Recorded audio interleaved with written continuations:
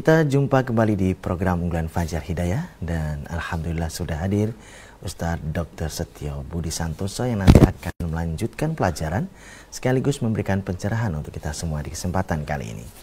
Assalamualaikum warahmatullahi wabarakatuh. Ustaz. Waalaikumsalam warahmatullahi wabarakatuh. Kabar baik dan sehat pagi ini. Alhamdulillah baik. Alhamdulillah baik.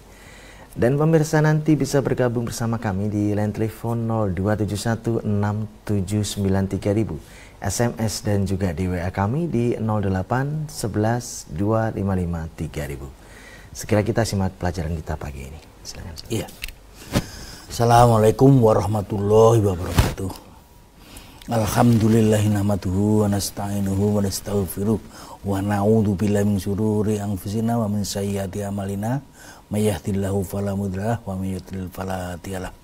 Asyhadu an la ilaha illallah wa asyhadu anna Muhammadan abduhu wa rasuluhu amma ba'du. Qala azza wa jalla a'udzu billahi minasyaitonir rajim. Ya ayyuhalladzina amanu taqullaha wal tanzur nafsum ma qaddamat lighad wattaqullaha innallaha khabirum bima ta'malun.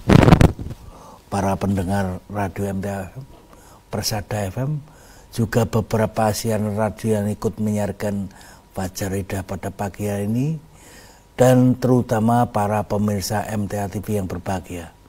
Mari selalu kita mengingat akan nikmat Allah, kita gunakan, kita syukuri, kita manfaatkan di jalan yang baik, di jalan yang benar, di jalan untuk mendekatkan diri kepada Allah.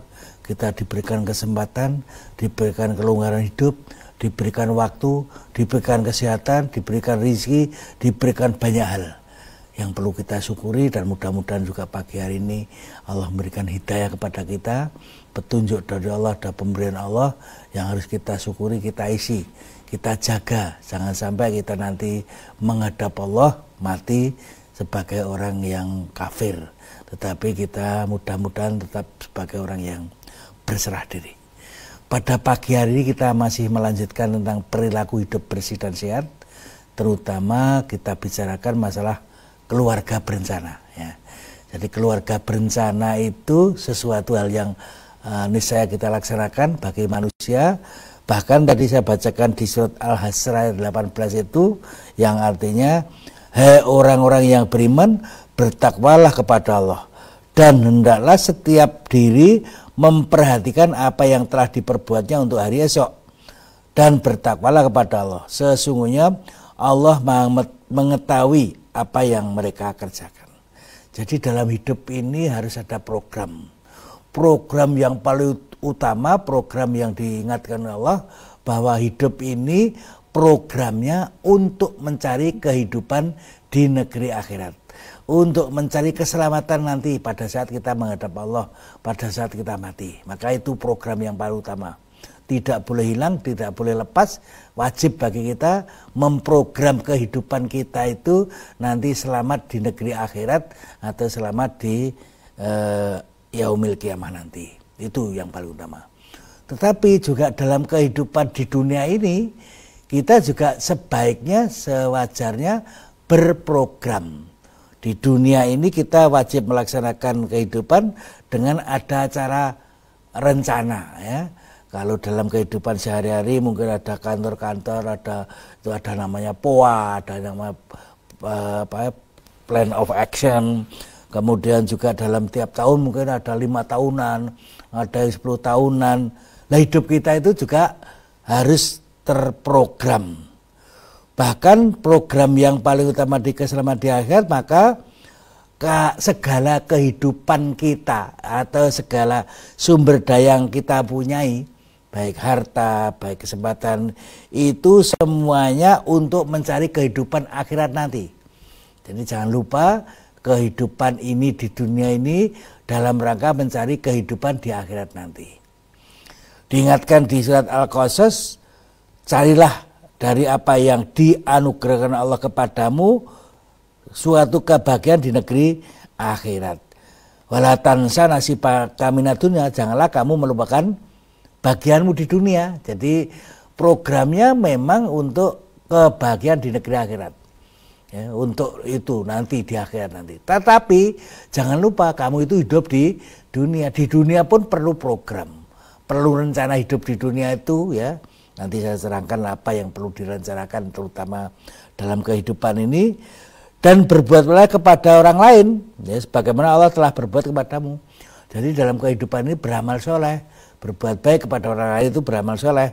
Itu makanya Allah itu memberikan ya banyak nikmat kepada kita, kita gunakan di jalan yang baik, di jalan yang benar. Sebagaimana Allah berbuat baik kepadamu, dan janganlah kamu berbuat kerusakan.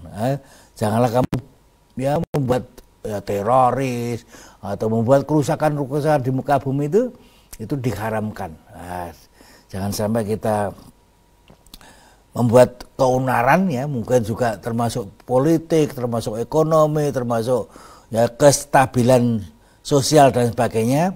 Sesungguhnya Allah tidak menyukai orang yang berbuat kerusakan. Tuh, maka kita wajib itu menjaga diri untuk tidak berbuat kerusakan itu. Bahkan Allah juga ya mempersiapkan generasi kita, anak cucu kita tadi itu diturunkanlah ayat An-Nisa ayat 9. Dan takut kepada orang-orang yang seandainya meninggalkan di belakang mereka anak-anak yang lemah ya. Lemah dari segi fisik, lemah dari segi jiwanya, lemah dari segi sosialnya, lemah dari segi spiritualnya. Hendaklah mereka itu bertakwa kepada Allah, danlah mereka mengucapkan perkataan yang benar. Jadi kita itu memprogram anak cucu kita harus generasi yang sehat, generasi yang kuat, generasi yang hebat dalam hal fisiknya ya, fisiknya juga hebat, jiwanya juga kuat, sosialnya juga kuat, spiritualnya juga kuat. Maka kita wajib merencanakan itu. Yang direncanakan apa ya? Misalnya merencanakan kapan kita mau menikah ya. Bagi laki-laki sebaiknya merencanakan. Kalau Rasulullah dulu menikahnya umur 25 ya, boleh saja kita azam, nanti umur 25 saya harus sudah menikah misalnya. Loh, umur 25 belum mampu, belum ada kehidupan sehari-hari, ya boleh 26, 27 ya. Itu maksimal nanti 40 tahun ya. Kalau sudah 40 tahun laki-laki itu sudah ya fisiknya, kehidupan ekonomi, sosialnya dan sebagainya ya puncaknya. Maka kalau 40 tahun itu belum menikah ya sudah terlambat, nanti 41, 42 dan sebagainya, makin tua makin menurun. Itu bagi laki-laki merencanakan kapan menikah itu. Kemudian bagi wanita, umur ideal bagi wanita itu menikahnya umur 20 tahun itu.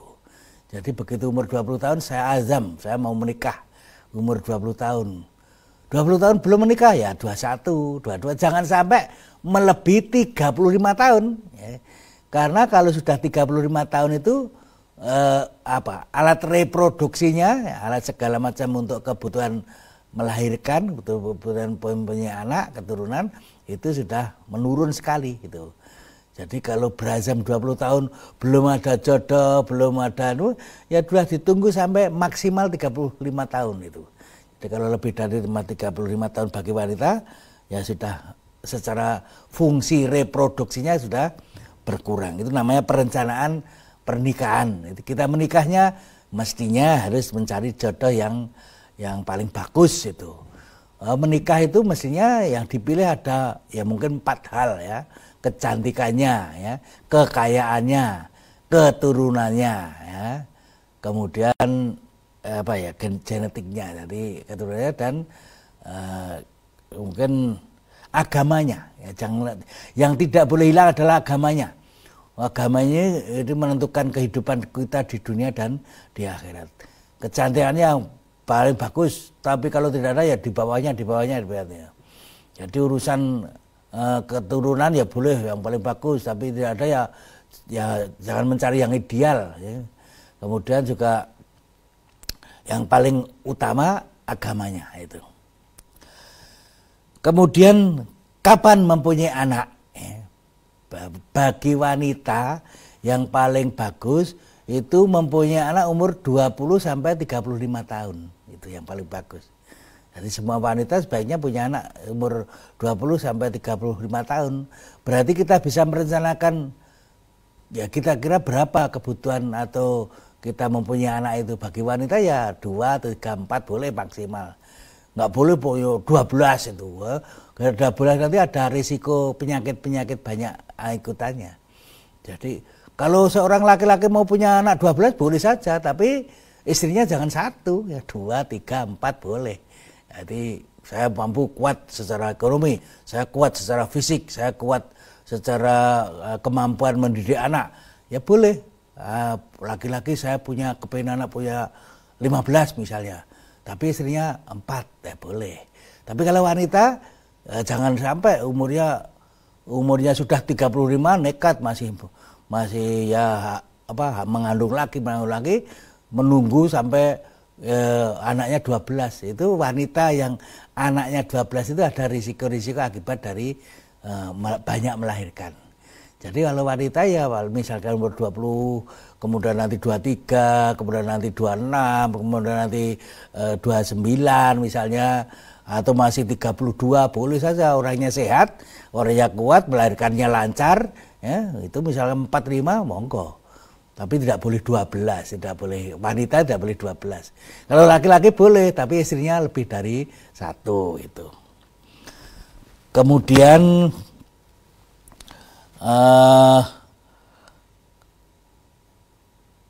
kapan berhenti hamil? Ya, bagi wanita kalau bisa berhenti hamil itu umur 35 tahun. Maksimal 40 tahun itu udah risiko. Maka kalau udah 35 tahun berhenti sudah dengan segala macam cara nanti saya terangkan. Kalau lebih dari 40 tahun nanti ada risiko-risiko akibat dari banyak anak itu. Jadi kalau banyak anak nanti ada risiko. Seorang laki-laki kapan berhenti bekerja? Ya, kalau di Indonesia umumnya umur 60 tahun itu udah pensiun secara fisik ya. Kalau secara tidak fisik monggo, tapi kalau kerja fisik misalnya tukang beca atau misalnya kuli-kuli bangunan itu sebaiknya 60 tahun berhenti secara fisik gitu. Kerja yang tidak fisik itu boleh bagi wanita, bagi laki-laki. Itu 40 tahun itu berhenti. Laki-laki itu idealnya pada umur 40 tahun, itu puncak-puncaknya 40 tahun. Nanti kalau sudah 50 tahun, sudah 60 tahun berkurang, maka sebaiknya berhenti. Kemudian yang paling utama yaitu untuk berusaha bekerja beramal dalam rangka menggapai keselamatan di akhirat. Baik diri kita ku anfusakum wa ahlikum naro, jagalah dirimu dan keluargamu dari api neraka. Maka kita dan anak cucu kita bina, kita didik, kita usahakan untuk qurrata ayun, menjadi anak cucu yang enak di dalam tempat tadi. Maka kita berusaha dimulai dari diri sendiri, mulai pribadi ya, sebagai rumah tangga, kepala rumah tangga atau sebagai ibu rumah tangga ya, terutama keluarganya harus dibina, dididik jalan yang baik. Kemudian juga anak cucunya juga ya, kalau dididik dibina sampai akhlaknya yang baik, sampai menjadi anak yang soleh. Dan insya Allah kalau kita itu bersama-sama dalam jalan Allah, bersama sebagai orang Islam, insya Allah nanti di akhirat nanti akan bertemu, akan bersama-sama masuk surga dalam satu keluarga itu. Maka di dunia dibina, nanti sampai di akhirat ketemu lagi. Tapi kalau anak kita di dunia ya istilahnya tidak mau jadi Islam, kafir dan sebagainya, nggak ketemu di akhirat nanti. Itu nanti sudah nggak ketemu di dunia aja, kadang-kadang sudah tidak ketemu ya, kadang-kadang sudah tidak ketemu bapaknya, tidak ketemu ibunya ya, karena dia yang ngaji tidak mau atau mengunjungi orang tuanya tidak mau. Itu di dunia aja sudah tidak ketemu, hidupnya hanya mandiri, hanya ngurusi diri sendiri itu. Nah, kalau di dunia masih bisa ketemu, silaturahmi, sering mengunjungi orang tuanya, dikunjungi ya, atau mungkin anaknya dikunjungi gara-gara ya akan melahirkan misalnya, itulah silaturahmi di dunia itu. Ya itulah intinya apa yang saya sampaikan, ada perencanaan dalam kehidupan ini, di dunia ini, itu kita rencanakan kehidupan dunia. bagaimana caranya pengaturan kelahiran? Ya, itu salah satu yang ada di dalam Al-Quran. Sudah Allah perintahkan antara lain bahwa pengaturan kehamilan itu dengan cara menyusui, ya. Memberikan ASI kepada anak kita itu salah satu cara pengaturan kehamilan itu. Kalau kita susukan anak kita selama 2 tahun penuh, sudah nanti 2 tahun penuh menyusui anak tadi itu tidak subur gitu. Kalau tidak subur berarti umur 2 tahun susunya dilepas, artinya ASI-nya lepas, nah, itu baru mulai subur. Nah, setelah itu nanti anak yang kedua lahir kira-kira 3 tahun. Jadi anak pertama lahir, 3 tahun berikutnya anak kedua lahir, 3 tahun berikutnya anak ketiga lahir, berikutnya itu sehat ya, secara fisik, secara jiwa mungkin kita kasih sayang kepada anak bagus ya, pemberian ASI maksimal itu kemudian juga nanti kegiatan sosialnya juga ya, misalnya sekolah, misalnya pengaturan itu enak dan sebagainya itu. Jadi selama tiap 3 tahun baru punya anak. Kalau badannya sehat kuat itu monggo boleh anak 5 misalnya. Tapi kalau badannya ya lahir pertama operasi misalnya, lahir kedua rewel lagi, lah sebaiknya dijaga, sudah anak 2, 3 cukup, anak 1 cukup, anak 2 cukup, karena kondisi fisiknya tidak mampu misalnya, atau ekonominya juga tidak mampu ya diberhentikan. Di dalam surat Al-Baqarah ayat 23, hendaklah para ibu menyusukan anaknya selama 2 tahun penuh, yaitu bagi mereka yang ingin menyempurnakan penyusuan. Dan kewajiban ayah adalah memberi makan dan pakaian kepada para ibu dengan cara yang ma'ruf. Seorang tidak dibebani melainkan menurut takdir kesanggupannya, kadar kesanggupannya. Janganlah seorang ibu menderita karena kesengsaraan karena anaknya, dan seorang ayah juga karena anaknya. Waris pun berkewajiban demikian.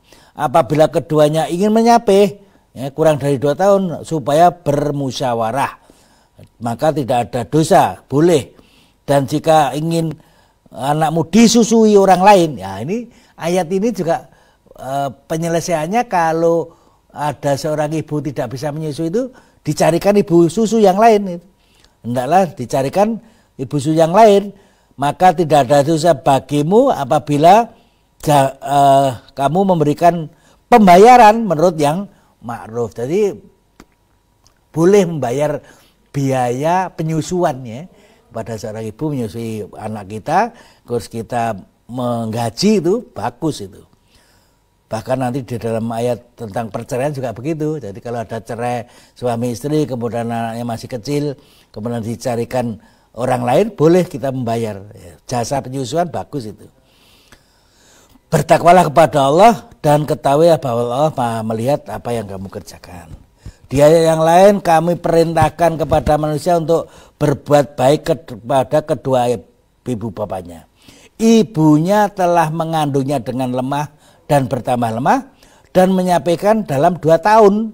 Nah, jadi ini beberapa ayat ini memerintahkan kita memberi ASI itu selama 2 tahun penuh. Jadi kalau kita laksanakan insya Allah KB yang sehat, pakai yang bagus, itu perencanaan yang bagus dengan memberi ASI selama 2 tahun. Nanti setiap 3 tahun punya anak, 3 anak punya anak. Kalau masih sehat monggo.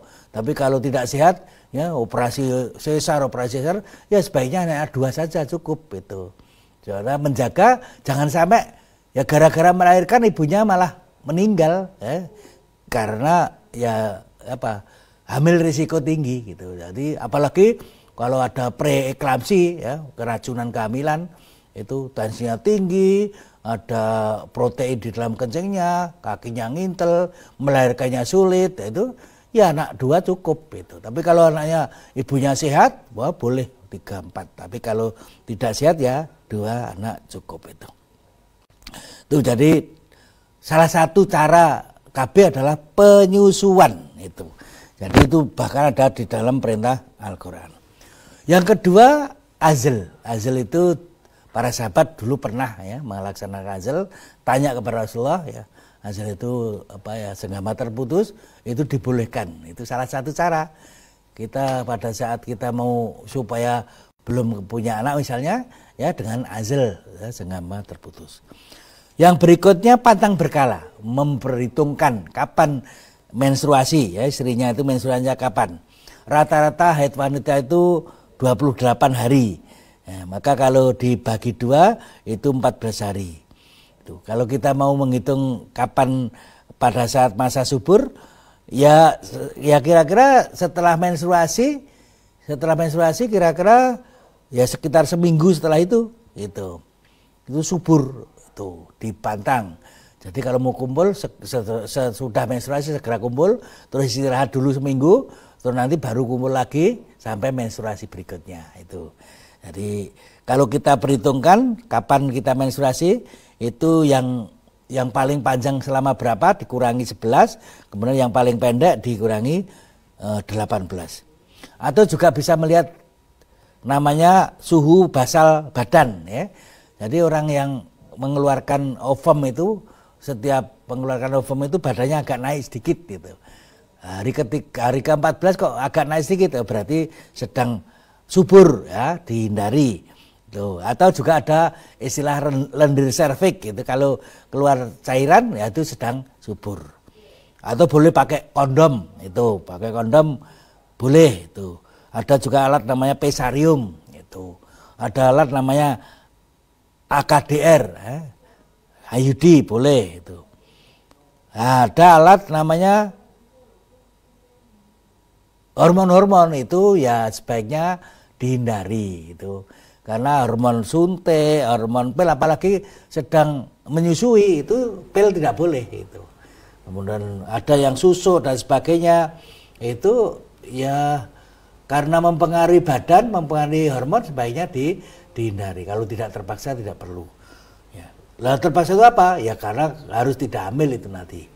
Bahkan yang namanya operasi boleh, tetapi dengan syarat harus ada alasan yang kuat, ya. Misalnya karena seorang ibu nanti kalau melahirkan punya penyakit risiko tinggi, misalnya nanti hamil terpaksa harus menjaga jangan sampai ya meninggal karena kehamilan, ya sudah berhentinya di stop dengan AKDR dengan vasektomi atau tubektomi suami istri, itu boleh karena dengan alasan yang kuat, ya, di hadapan Allah kita berani.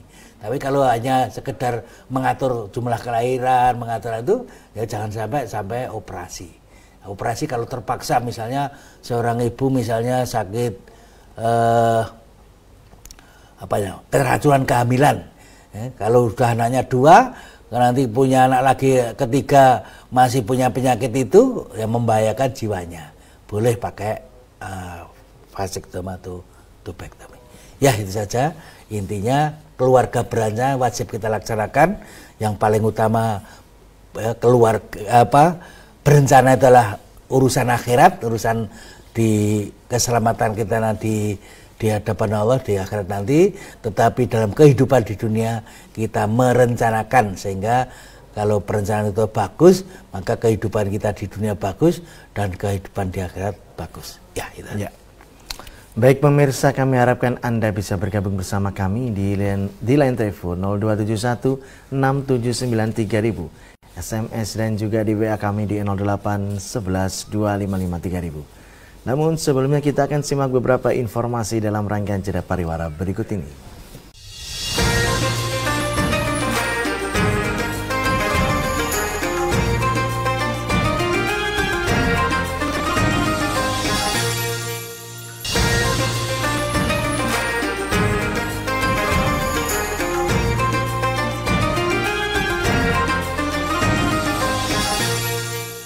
Baik saudaraku pemirsa channel terpilih MTA TV dimanapun Anda berada, terima kasih Anda masih setia bersama kami khususnya di program unggulan Fajar Hidayah pagi ini. Baik Ustaz, kita bacakan pertanyaan pertama dari WA ya, dari Ibu Esti di Jogja. Ya. Ustadz, saya keputihan, warnanya kuning, kadang ada bau, kadang tidak. Waktu diperiksa hanya dikasih antibiotik saja, tapi masih belum sembuh. Apakah bisa sembuh keputihannya, Dok? Ya. Kalau sholat najis atau tidak jika ada keputihan tersebut? Ya, yang pertama tentang keputihan. Jadi keputihan itu termasuk penyakit ya istighatsah. Jadi kalau kita sedang keputihan, apalagi ya tadi ada warna, kemudian ada bau, itu berarti ada penyakit. Nah, di situ penyebabnya berbagai macam ya. Ada karena virus, ada karena kuman, ada karena jamur, ada karena berbagai macam. Maka jangan menyebarkan kok hanya antibiotik. Ya memang obatnya antibiotik, gitu harus dibunuh baik kuman maupun jamur ataupun virus harus mati. Ya, insya Allah kalau itu mati atau apa yang membuat keputihan mati itu akan sembuh. Nah kalau dikasih antibiotik nanti antibiotik berganti-ganti. Yang paling ideal namanya diperiksa kotorannya atau cairan tadi, terus dilihat apa kumannya, diketahui oh ini kumannya ini. Terus apa antibiotik yang paling cocok? Dari antibiotik yang dicari itu yang paling ideal. Jadi diperiksa cairan dari keputihan tadi yang paling ideal. Tapi kadang-kadang di antara kita ya karena nunggu terlalu lama, terlalu sulit, terlalu mahal, dan biasanya sudah umumnya ini, kumannya ini, obatnya ini, maka di bahasa saya antem aja, kasih antibiotik A. Tidak sembuh, sebaiknya periksa lagi, harus diperiksa, oh ya sudah dikasih antibiotik A, belum sembuh, nanti dikasih obat antibiotik B itu. Antibiotik tidak sembuh, antibiotik C dan sebagainya sampai kumannya sembuh mati itu. Atau kalau mungkin kuman bukan kuman tapi jamur, ya dikasih obat jamur. Itu jamurnya mati sembuh, insya Allah sembuh itu. Lah kecuali keputihannya karena kanker. Nah, kalau ada penyebabnya kanker, nanti kankernya yang harus disembuhkan. Maka sebaiknya ibu-ibu terutama yang umur 40, 50, 60 itu sering namanya pap smear. Itu kontrol pap smear itu dalam rangka pencegahan kalau ada kanker. Sebab kalau ada pap smear diperiksa umur 60 diperiksa pap smear, kok ini ada bibit-bibit kanker ya. Ada bibit positif, ada keganasan, ya segera ya tadi yang keganasan diambil, dioperasi selesai. Tapi kalau kita tidak ketahui, tahu-tahu kankernya merajalela kemana-mana, pindah ke sana kemari, sudah tidak bisa dioperasi lagi. Ya, obatnya harus yang lain yang kadang-kadang agak sulit ya. Saya gambarkan kalau orang sudah kanker itu kemana-mana seperti ya layangan pedot itu ya. Kalau layangan pedot juarinya sulit dan sebagainya. Maka sebaiknya ibu-ibu sebelum umur 60-50an itu selalu pap smear setiap tahun ya. Kalau sehat, pap smear lagi gitu. Kemudian karena itu istighatsah, itu tidak menjadikan barang najis. Jadi ya kita bersihkan, kita sholat, tetap kita sholat, tidak boleh berhenti. Karena bukan menstruasi itu. Jadi kita tetap sholat, dibersihkan, ya setiap waktu sebaiknya dibersihkan. Syukur misalnya yang paling bagus ya supaya bersih badannya, mandinya tidak hanya sekali, 2-3 kali ya. Misalnya mandi, kemudian nanti sholat zuhur dan sholat asar, itu bermandi lagi, sholat maghrib dan sholat isya, mandi lagi untuk sholat subuh, itu paling bagus itu. Jadi kalau penyakit ada istighatsah, itu yang paling bagus bisa mandi 3 kali setiap mau sholat. Bahkan sholatnya pun misalkan zuhur dan asar dipepetkan boleh ya. Kita sholat zuhurnya agak ke belakang ya, kemudian kita sholat asar, itu kemudian nanti menjelang maghribnya juga dibelakangkan, kemudian menjelang isya sholat itu digandengkan agak dekat itu, kemudian sholat subuh itu 3 kali. Itu jadi itu bukan barang najis, kita tetap sholat, kita tetap dan misalnya loh tadi keputihannya itu nempel kemana-mana, nempel di pakaian, nempel di itu tidak masuk barang najis ya. Apalagi yang ditanyakan udah? Ya, kita berada di line telepon dulu ya, Ustaz ya. Ya. Kami persilakan di line telepon 6793000. Halo, assalamualaikum. Halo, assalamualaikum. Waalaikumsalam warahmatullahi wabarakatuh. Ya, dengan siapa di mana Bapak? Dari Pak Ruslan di Kalimantan Selatan, Banjarmasin. Ya, silakan Pak Ruslan, Banjarmasin. Mari. Assalamualaikum warahmatullahi wabarakatuh, Pak Ustaz. Waalaikumsalam warahmatullahi wabarakatuh. Mari Pak Ruslan, Banjarmasin, Kalimantan Selatan. Saya ini sudah berumur lebih daripada 60 tahun. Ya, usia. Dan ketika saya buang air kecil itu terasa tidak sempurna atau tidak Ya. habis begitu. Tidak tuntas. Dan setelah saya mau sholat, terasa juga was begitu, berobat ke puskesmas juga. Sudah sering saya berobat juga tidak mau selesai buang air kecilnya. Dan ini bagaimana istilahnya kesehatan seperti ini dilakukan, apakah itu bagaimana, tolong ya Pak Ustadz untuk pencerahannya. Ya. Demikian ya. Terima kasih. Ya. Assalamualaikum warahmatullahi wabarakatuh. Waalaikumsalam warahmatullahi wabarakatuh. Jadi itulah namanya usilah orang tua, walaupun sehat mungkin, tetapi ternyata banyak kendala ya. Orang tua itu nanti rambutnya menjadi putih, telinganya menjadi berkurang, penglihatan juga berkurang, kemudian giginya juga makin hilang dan sebagainya. Nah, salah satu alat alat kencing itu juga terganggu ya. Penyebab salah satunya adalah prostat ya, prostatnya membesar misalnya itu. Tapi bisa juga yang lain ya, bisa karena infeksi, bisa karena batu, bisa karena ya banyak hal. Makanya kalau sudah periksa ke puskesmas berkali-kali tidak sembuh, sebaiknya diperiksakan ke rumah sakit itu. Apalagi kalau Bapak punya BPJS, itu minta rujukan ya, dirujuk ke rumah sakit. Nanti di rumah sakit diperiksa minimal ya, diperiksa urin rutin dulu. Ya, diperiksa urin rutin, kalau perlu ya mungkin di ronsen, di USG dan sebagainya. Dan kalau ada hal yang mengganggu dalam proses kencing tadi akan diobatilah oleh dokter di rumah sakit itu. Tapi kalau kita tidak diobati kan penyakitnya tidak hilang. Maka kalau kemarin sudah berkali-kali periksa ke puskesmas, ya carilah rumah sakit yang lebih tinggi. Boleh ke ahli penyakit dalam, boleh ke ahli bedah, nanti akan diperiksa, akan dicari mengapa kencingnya tidak lancar atau mengapa sering kencingnya terganggu dan mungkin juga sulit ditahan dan sebagainya. Itu nanti dicari penyakitnya. Intinya kewajiban kita kalau sakit itu berobat. Kalau tidak mau berobat ya tidak akan sembuh gitu. Maka wajib kita berobat kepada ahlinya. Tuh, kalau dari puskesmas tidak cukup ya naik ke rumah sakit. Rumah sakit tipe D tidak cukup ya tipe B, tipe A dan sebagainya. Makin naik. Ininya yang paling penting diperiksakan, itu aja. Ya. Baik, pertanyaan berikutnya di WA dari Ibu Ratih di Kartosuro. Ya. Mohon nasihatnya Ustadz. Saat ini saya sedang sakit Ustadz. Ya. Tapi dalam sakit ini kok rasanya saya tidak bisa menahan sakit. Ya. Sejenak saja saya gereng-gereng, tetapi saya selalu baca istighfar, takbir, dan tasbih. Ya.